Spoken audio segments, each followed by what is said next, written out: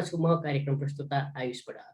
आज हामीसँग साहित्यिक संवाद गर्न र केही तिता मिठा अनुभव बाँड्न लोकप्रिय कवयित्री स्वरूप बस्नेतको बारेमा कुरा गर्नुपर्दा खोटाङको निजगढ 12 मा जन्मिनु भएकी स्वरूप बस्नेत साहित्य लेखन र अध्ययनमा एकदमै रुचि राख्नुहुन्छ। बस्नेत पेशाले अध्यापक हुनुहुन्छ, तर साहित्य क्षेत्रमा पनि उहाँले उत्तिकै योगदान पुर्याइरहनु भएको छ।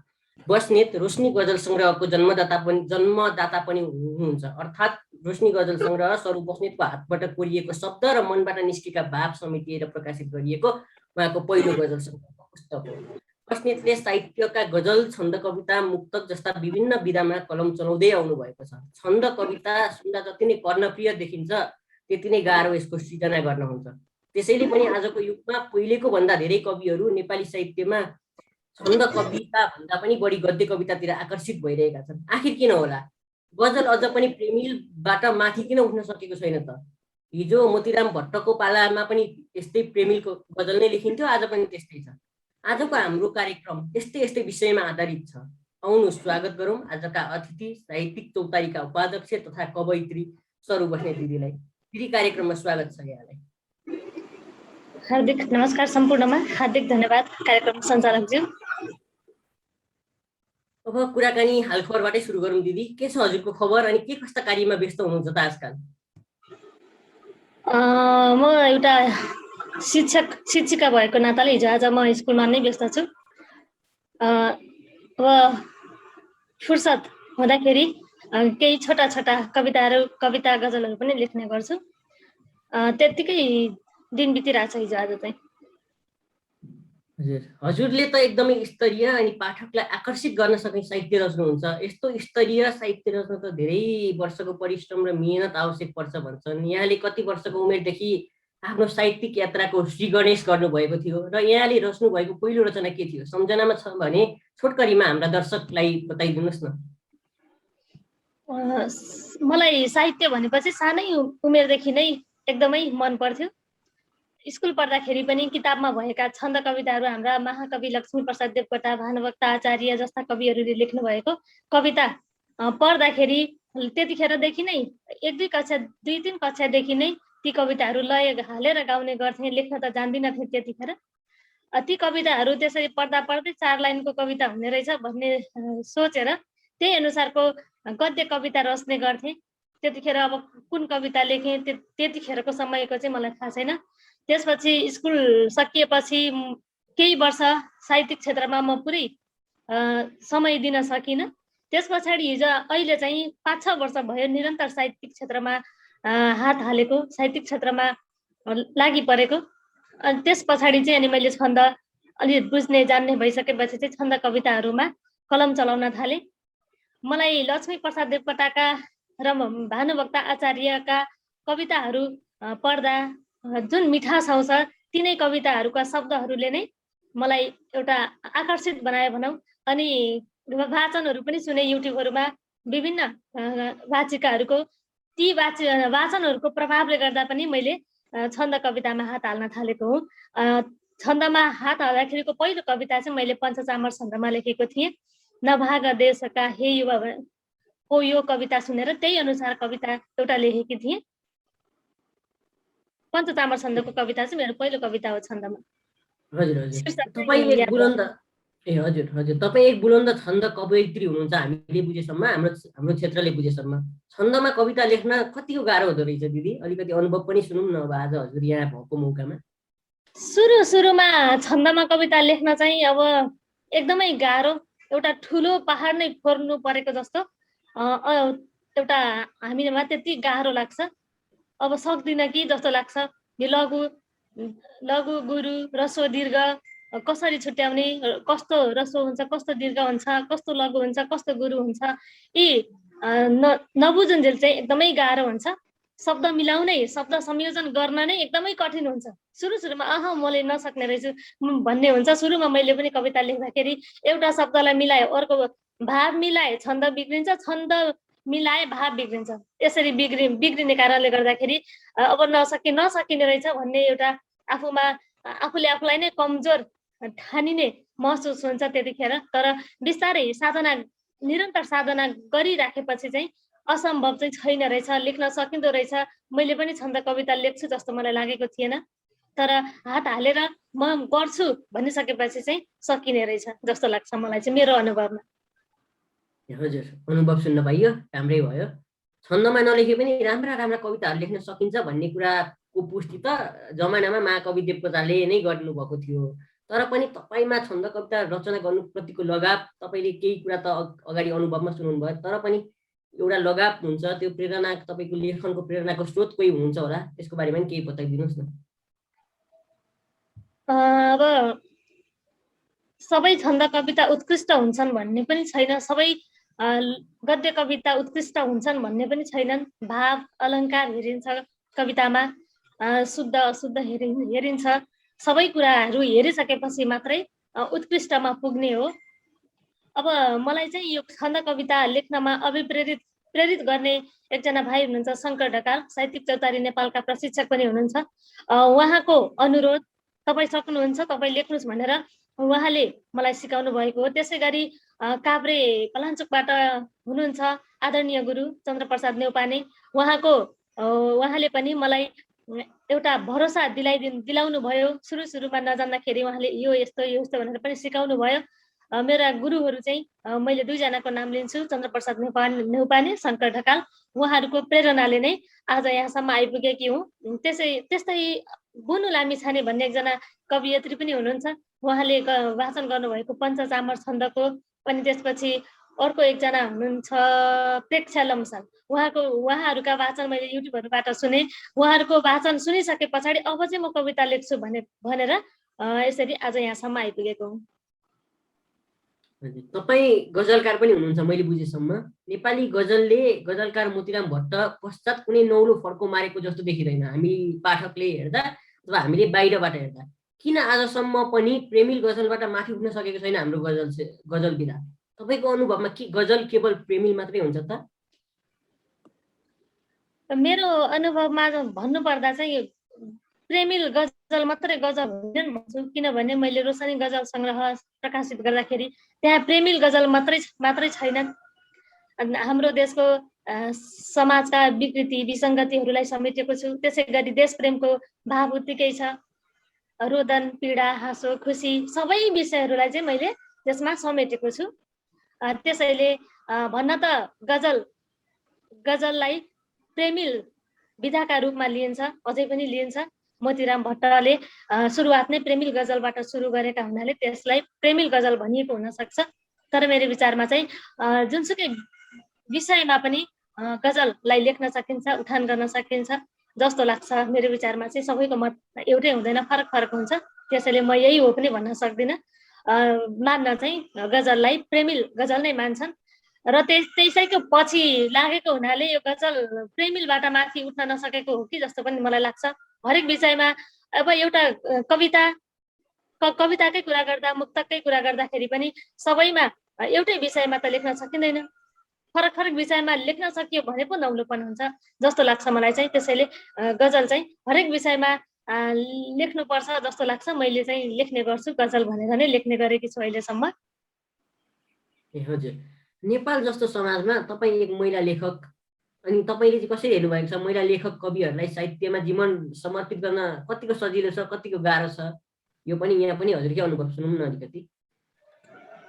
पुरुषहरूको तुलनामा हेर्दाखेरि चाहिँ हामी नारीहरूलाई साहित्यिक क्षेत्रमा अलिकति कठिनाइ नै छ। अब हामी कहाँ कस्ता कार्यक्रमहरू भइराखेका हुन्छन्, फुत्त घर आएपछि समस्या, अनि हामी नारीहरूलाई बाहिर निस्किसकेपछि एउटा नराम्रो नजरले हेर्ने जुन संस्कार छ, त्यसले गर्दाखेरि हामी फुत्त निस्किन पाउँदैनौँ, राम्रा कार्यक्रमहरूमा उपस्थित हुन सक्दैनौँ। त्यसैले गर्दा हामी पछाडि परिरहेका छौँ। नलेख्ने होइनौँ, हामी पनि लेख्छौँ। नारी स्रष्टाहरू पनि थुप्रै हुनुहुन्छ, भित्र हामीले नचिनेका नारी स्रष्टाहरू पनि हुनुहुन्छ। हाम्रै समाजको जुन एउटा सानो सोच छ, त्यही सोचले गर्दाखेरि नै समस्या परेको हो। घरायसी काम हुन्छन्, छोराछोरी पनि हेर्नुपर्छ, सासू ससुरा हेर्नुपर्छ। अब कतिपयको घरमा देवर नन्द जेठाजु देवरहरू हुनुहुन्छ, भान्जा भान्जी पनि हुनुहुन्छ। सबैजनालाई खुसी पारेर उहाँहरू सबै घरको एउटा सिङ्गो घरको काम सकेर फुर्सदमा लेख्ने हो हामीले चाहिँ। अब कतिपय नारीहरू जागिर पनि खानुहुन्छ, उहाँहरूको आफ्नो पेसा पनि छ, पेसालाई पनि भ्याउनु पर्यो, घर परिवारलाई पनि समय दिनु पर्यो। भात भान्सादेखि लिएर बाहिर बजारसम्म जाने सम्पूर्ण कामहरू नारीमाथि छ। त्यति हुँदा हुँदै पनि नारी स्रष्टाले यतिको गर्न सक्नु भनेको पनि ठुलै कुरा हो, ठुलै उपलब्धि हो भन्छु म चाहिँ। सकेसम्म हामी सबैजनाले नारी स्रष्टाहरू एकजुट भएर अगाडि लाग्न सक्यौँ भने हामी पनि नारीहरू पनि साहित्यिक क्षेत्रमा अब्बल स्रष्टाको रूपमा चिनिन सक्छौँ। यति नै भन्छु। कोभिड-19ले हरेक क्षेत्रमा बाधा निम्तै रहँदा नेपाली साहित्यमा यसको असर तपाईँ कतिको देख्नुहुन्छ? जस्तो अब अङ्ग्रेजी अथवा हिन्दी साहित्यको कुरा गर्नु पर्दाखेरि विभिन्न विदेशी पब्लिकेसन जस्तो एमाजोन पब्लिकेसन तथा विभिन्न अनलाइन माध्यमले प्रकाशन गरेर पाठकसम्म त पुर्याइरहेको छ, तर नेपाली साहित्यलाई चाहिँ त्यस्तो स्थान पाउन आजसम्म सकेको छैन, कमैले सकेका छन् र अनुवाद पनि कम हुन्छन्। नेपाली साहित्यलाई हिन्दीमा अथवा अङ्ग्रेजीमा अनुवाद गर्ने अनुवादक पनि नेपाली साहित्य क्षेत्रमा कम हुनुहुन्छ। यस्तो अवस्थामा तपाईँले चाहिँ अब नेपाली साहित्यकोलाई कतिको असर परेको कतिको देख्नु भएको छ र अब यसको आगामी बाटो चाहिँ तपाईँले कस्तो देख्नु भएको छ? एज अ साहित्यकार तपाईँले कसरी मूल्याङ्कन गर्नुहुन्छ अबको आगामी यात्रालाई? अरू देशको तुलनामा हेर्दाखेरि अब हाम्रो देशले चाहिँ अब जुन भन्नुभयो यहाँले एमाजोन पब्लिकेसनबाट सम्पूर्ण स्रष्टाहरूको रचनालाई चाहिँ एकत्रित गरेर प्रकाशन गर्ने गर्छन् भनेर हामी नेपालीहरूमा त्यो देखिएको छैन। यहाँले ठिक भन्नुभएको छ। अन्य भाषाका साहित्यिक कृतिहरू नेपालीमा अनुवाद कमै गरिएका छन्, कुनै मात्रै गरिएको छ। त्यस कारणले गर्दाखेरि हाम्रो साहित्यिक गतिविधिहरू अन्तर्राष्ट्रिय स्तरमा पुग्न सकेको छैन। हामी नेपाली स्रष्टाहरूलाई उनीहरूले चिन्ने मौका अवसर पाएका छैनन्। यस्तो अवसरहरू हामीले गुमाउनु हाम्रो ठुलो दुर्भाग्य हो। साहित्य भनेको नेपाली भाषालाई पनि अगाडि बढाउनु हो, नेपाली भाषाको शुद्धिकरणलाई अझ उत्कृष्ट बनाउनु हो जस्तो लाग्छ मलाई चाहिँ। तर त्यो जुन हाम्रो सरकारले पनि गर्नुपर्ने हो। हाम्रा साहित्यिक संस्थाहरू छन्, ती संस्थाहरू सबै मिलेर यो कार्य अगाडि बढाउन सकियो भने हाम्रो पहिचान अन्तर्राष्ट्रिय क्षेत्रमा पनि पुग्नेछ। त्यो हामीले नै गर्नुपर्छ। हिजो आज धेरै नै संस्थाहरू स्थापित भएका छन्। ती संस्थाहरू सबै मिलेर हामीले पनि हाम्रा भाषाका किताबहरू अनुवाद गर्दै अगाडि लाने हो भने हाम्रो भविष्य पनि उज्जवल छ। हामीले त्यो बिस्तारै गर्नुपर्छ। गर्न सक्छौँ सक्दैनौँ त्यो त थाहा छैन, तर गर्नु नितान्त आवश्यक छ। यति नै भन्छु यस विषयमा पनि। हजुर हजुर, हजुरले भर्खरै पनि जोडिहाल्नु भयो साहित्य भनेको भाषा शुद्धिकरण पनि। यहाँले यो एकदमै महत्त्वपूर्ण कुरा उठाउनु भयो। तपाईँको विचारमा एक राम्रो कवितामा भाषा व्याकरण आदि राम्रो हुनु ठुलो कुरा हो कि भाव वा अलङ्कार ठुलो कुरा हो?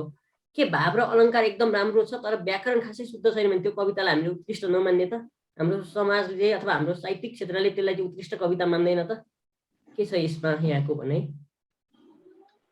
अब साहित्यिक क्षेत्रमा जस्तो अब कविता गजलमा सबैभन्दा पहिला हेर्ने भनेकै भाव र अलङ्कार हो। त्यसपछि बल्ल शुद्धिकरण हेरिन्छ मूल्याङ्कन गर्दाखेरि। त्यति हुँदा हुँदै पनि अब विशेष भन्नु पर्दाखेरि साहित्य भनेको नेपाली भाषामा शुद्धिकरण ल्याउनु हो। शुद्धिकरण हुनु छन्द कविताहरूमा त अब शुद्धिकरण हुनु नितान्त आवश्यक छँदैछ। त्यसमा पनि अब गद्य कविताहरू भन्नुभएको छ यहाँले। गद्य कविताहरूमा अब शुद्धिकरण, अब त्यहाँ कविताहरू कम्पिटिसनमा हुन्छन्, धेरै रचनाहरू आएका हुन्छन्। ती रचनाहरूलाई अब मूल्याङ्कन गर्दाखेरि भाव र अलङ्कार हेर्दै शुद्धिकरणलाई पनि अगाडि लाँदै कुन कविता उत्कृष्टमा पर्छ भनेर सबै नजरबाट केलाउने गरिन्छ। र साहित्य भनेको नै नेपाली भाषाको शुद्धता हो भन्ने हुनाले त्यसलाई पनि हामीले हेर्नुपर्छ। आज हामीले अशुद्ध लेख्यौँ भने सधैँ त्यही लेख्ने बानी पर्छ र शुद्ध हुनुपर्छ भन्ने जुन हाम्रो भनाइ छ त्यसलाई अगाडि शुद्ध नै लेख्छु भनेर अगाडि अझ शुद्धता निखारिँदै जान्छ। त्यसैले हामीले सकेसम्म अब सुरुमा त शुद्ध हुँदैन, बिस्तारै लेख्दै जाँदा साधना गर्दै जाँदाखेरि चाहिँ अझ शुद्धिकरण हुँदै जान्छ। यो हामी सबैले बुझ्नुपर्ने कुरा हो। व्याकरण र गत कुराहरूदेखि लिएर शुद्धतालाई पनि अगाडि बढाउनु नै साहित्यको मूल धार हो। यति नै भन्छु। हजुर, अब कुराकानी त गरियो। अब केही हजुरको एउटा दुईटा रचना सुन्न पाइयो भने हामीलाई पनि अलिकति राम्रो लाग्थ्यो, दर्शक वीरहरूलाई पनि हजुरको रचना सुनाइदिन सकिन्थ्यो। एउटा कुनै रचना छन्दमा सुन्न पाए। हुन्छ, म कविता वाचन गर्छु।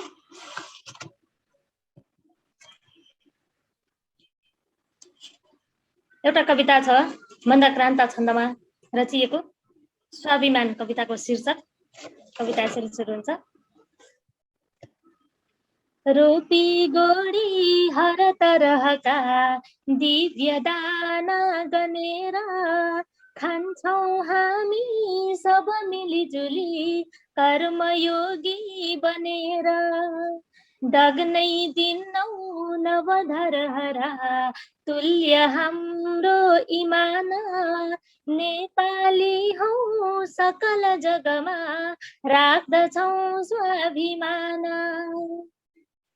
सक्छौँ हामी खुरुखुरु सबै चढ्न सेता हिमाल, हुन्छौँ सारा युवक युवती देशका लागि ढाल।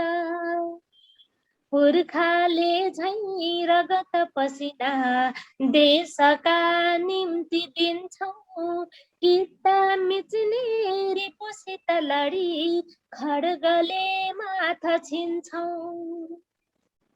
सिक्छौँ नौला प्रविधि युगका बन्न सम्पन्नशाली, थाके थाक्छौँ तर पनि कहीँ हात बस्दैन खाली।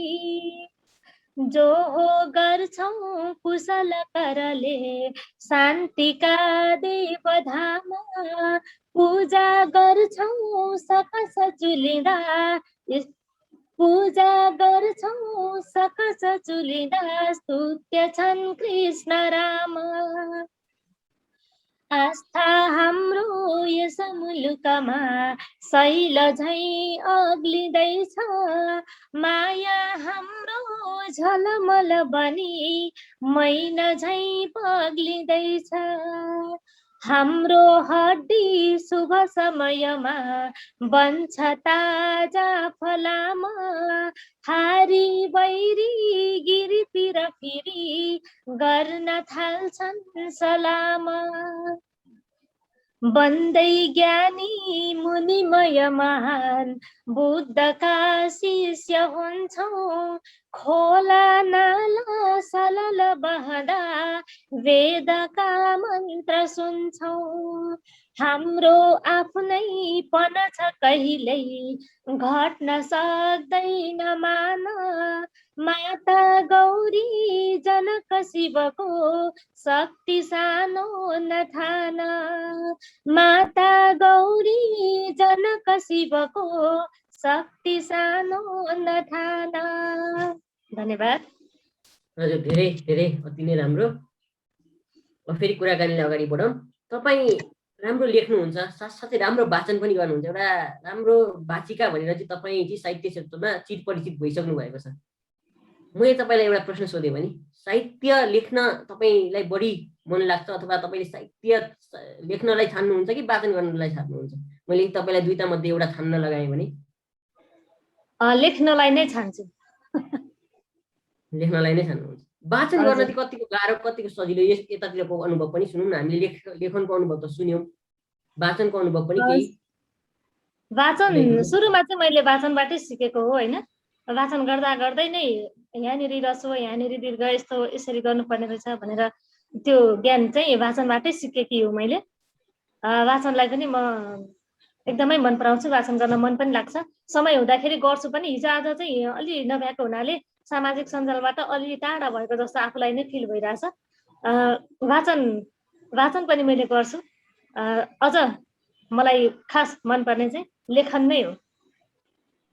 हजुरको लेखन वाचन दुवैको यात्रा अगाडि बढोस्, सगरमाथा चाहिँ जुलियोस्, यही भन्छु म। अब हामी करिब करिब अन्तिममा छौँ। केही प्रश्नहरू मसँग बाँकी छन्। अहिले चाहिँ नेपाली साहित्य क्षेत्रलाई चाहिँ अनुत्पादकीय क्षेत्र भनेर भन्छन्। धेरैले जीविकोपार्जन गर्नै धौधौ पर्छ।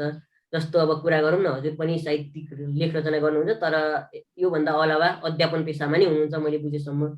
अब यो साहित्यिक पक्षबाट जीविकोपार्जन गर्न गाह्रै परेर त हजुरले पनि अध्यापन पेसा छान्नु भयो होला। यसको पछाडि के छ कारण मैले त्यति विश्लेषण यसको मैले गरिनँ अथवा मैले हेर्न पाइनँ, बुझ्न पाइनँ। मैले बुझेसम्म चाहिँ त्यही होला। अब अधिकांश अरू साहित्यकारहरू पनि त्यही छ, उहाँहरूले अर्को पेसा छान्नै परेको छ, यो पेसालाई चाहिँ एज अ साइड बिजनेसको रूपमा राखेर। के भन्नुहुन्छ यो विषयमा तपाईँ चाहिँ? साहित्यिक क्षेत्र चाहिँ म पनि अनुत्पादक क्षेत्र नै भन्छु। किनभने साहित्यिक क्षेत्रबाट हामीलाई अहिलेसम्म 1 पैसा कहीँबाट पनि आएको छैन, 1 पैसा पनि आएको छैन। कुरै गर्नु पर्दाखेरि चाहिँ अनुत्पादक क्षेत्र नै भन्नुपर्छ। भन्छन् यहाँ मान्छेहरूले भन्छन् साहित्यिक क्षेत्रमा लागेर के पाउनुहुन्छ तपाईँले भन्नुहुन्छ, तपाईँहरू वाचन गर्नुहुन्छ पैसा आउँछ होला भन्नुहुन्छ। कहाँबाट आउँछ पैसा? आउँदैन। हामीले एउटा आत्मसन्तुष्टिको लागि वाचन गर्ने हो, आफूले जानेको कुरा गर्ने हो, गराउने हो भन्छु। त्यही भएर उनी मान्छेहरूले सोध्छन् म आत्मसन्तुष्टिको लागि लेख्ने गर्छु, वाचन गर्ने गर्छु, पैसा कमाउनको लागि गरेको होइन भन्न पर्छ है। अब किताबहरू प्रकाशित अब यतिको भइकन हाम्रो नेपाल सरकारले कम्तीमा पनि हामीले लेखेका लेखहरूलाई चाहिँ निशुल्क पुस्तकहरू छापिदिए पनि त हाम्रो लागि ठुलो कुरा हुन्थ्यो। त्यो पनि छैन, केही पनि छैन। साहित्यिक क्षेत्रबाट चाहिँ 1 पैसा कहीँबाट कसैलाई पनि आउँछ जस्तो लाग्दैन। अब राम्रो राम्रो उपन्यासहरू लेख्नेहरूलाई चाहिँ उनीहरूको किताब बिक्री हुन्छ, केही होला। अनि अब यो वाचन क्षेत्रलाई पनि अब एउटा स्टेजमा गएर निमन्त्रण गरेर पुरा भाडामा लिएर जान्छ नि, त्यसरी गर्न जस्तै हाम्रो सुदेश सच्याल कवि हुनुहुन्छ, उहाँले चाहिँ थालनी गर्नुभएको छ, हामीले गर्न सकेका छैनौँ। उहाँले चाहिँ गर्नुभएको छ जस्तो लाग्छ मलाई। किनभने हामीले पनि यहाँ निजगढमा सुदेशसँग निजगढ भन्ने कार्यक्रम ल्याएका थियौँ, पैसा तिरेर ल्याएका हौँ उहाँलाई। कसैलाई हुन्छ होला, तर अधिकांश साहित्यकारहरूलाई चाहिँ जीविकोपार्जन गर्न नै सकिँदैन। यसबाट जीविकोपार्जन हुनै सक्दैन भन्छु। अब यसलाई जीविकोपार्जन गर्न सक्ने माध्यम चाहिँ कसरी, यो क्षेत्रलाई माध्यम चाहिँ कसरी बनाउने त हामीले? के छ यहाँको सुझाव? सरकारवाला पक्षलाई सुझाव यहाँको? सरकारवाला पक्षलाई अब के भन्नुपर्छ, उहाँहरूको पनि अब साहित्यिक क्षेत्रमा एउटा स्रष्टा यसरी जीव ज्यान फालेर आफ्नो समय फालेर शुद्ध मनले समर्पित भएको छ, त्यस्तालाई चाहिँ हामीले केही गर्नुपर्छ।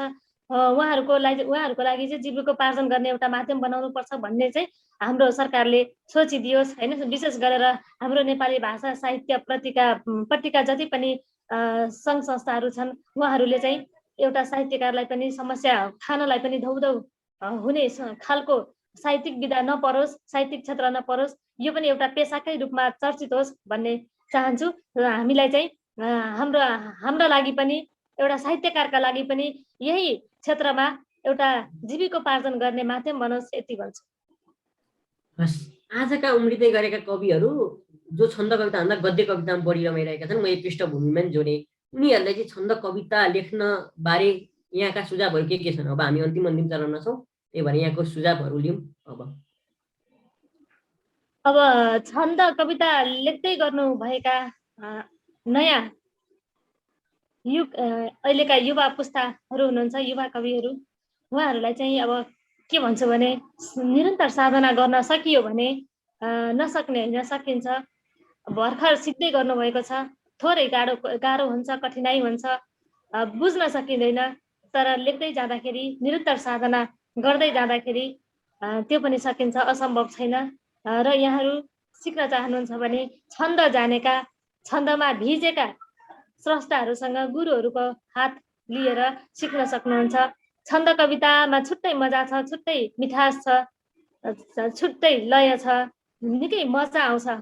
यसमा अगाडि बढेर कलम चल्न थालिसकेपछि र छन्दको रसमा भिजिसकेपछि एकदमै आफू त्यही अझ डुब्न मन लाग्छ। वाचन पनि गर्न जानियो भने त झनै डुब्न सकिन्छ। लेख्न मात्रै जानियो, वाचन मात्र गर्न जानियो भने चाहिँ अलिकति आफूलाई खिन्नता महसुस हुन्छ।